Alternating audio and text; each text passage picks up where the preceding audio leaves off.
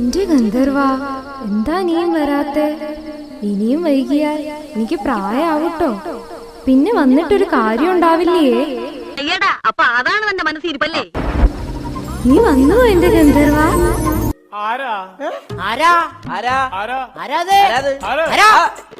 അത്യാവശ്യ കാര്യം കാണാൻ പറ്റാത്ത അവസ്ഥയിലായി.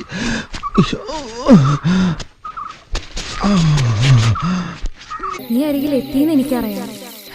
നിന്റെ ഗന്ധം എനിക്ക് കിട്ടുന്നുണ്ട്. ഈ ലൊക്കാലിറ്റി എവിടെ ഉണ്ട്? അതിന്റെ മണമരുണ്ട്. അത് അടുത്ത വീട്ടിൽ ഉണക്കുകയും വറക്കണ മണമാണ്. ഒടുവിൽ എന്റെ മുന്നിൽ വന്നൂലേ? ഈശ്വര, ഞാൻ എന്താ സ്വപ്നം കാണുകയാണോ? നിന്നെ ഞാൻ കൺകുളിർക്കി ഒന്ന് കണ്ടോട്ടെ.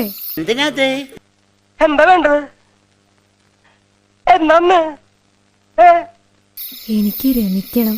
പച്ചപ്പുല്ലേണ്ട പശുവിനെ പോലെ നിന്റെ കറക്കം കണ്ടപ്പോഴേ എനിക്ക് പിടിയിട്ടുണ്ട്. ദേവാങ്കണങ്ങൾ കയ്യൊഴിഞ്ഞ പോലെ ഞാൻ എന്റെ ഗന്ധർവനെ ഒരിക്കലും കയ്യൊഴിയില്ല. അതിന് നീ ഏതാണ്? ആരാണ് നീ? ഏതാണ് നീ? ആരെങ്കിലും കാണും. ആരെങ്കിലും കണ്ടാ പിന്നെ നമ്മൾ രണ്ടാളും ജീവിച്ചിരുന്നിട്ട് കാര്യമില്ല കേട്ടോ.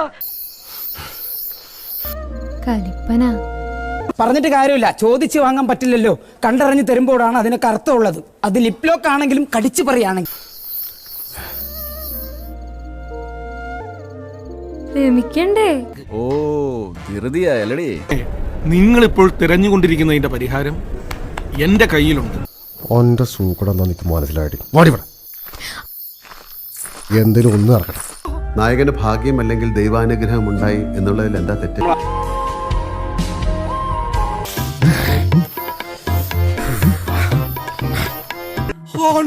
അവന്റെ ഒക്കെ ഒരു യോഗം. അല്ലെ, നീ ഒരു റോങ് നമ്പർ കയറി പിടിച്ചല്ലടാ. എനിക്കെന്താ ഇതുപോലെ ഒരെണ്ണം വീഴാത്ത?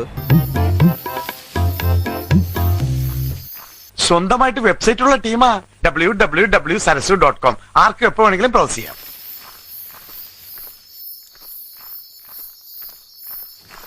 കഴിഞ്ഞു, എല്ലാം കഴിഞ്ഞു. ബാലേ, ഹായ്, ഞാൻ എത്തി. എന്താ രാമേന്ദ്ര പ്രശ്നം? പ്രശ്നം പറഞ്ഞാൽ ഭയങ്കര തമാശയാ. ആള് മാറിപ്പോയി. ഇതെന്താ ഇവിടെ? ഞാൻ വീട്ടിലേക്ക് പോയിരുന്നു. ഊമ്പി പോയി. എല്ലാം നിന്റെ വിധിയാണെന്ന് കരുതി സമാധാനിക്കണം. നോക്കല്ലേ, എന്തൊക്കെയായിരുന്നു ഒരു ഒളിമ്പിക്സിനുള്ള തയ്യാറെടുപ്പുകളായിരുന്നു. എല്ലാം ചീറ്റിപ്പോയി.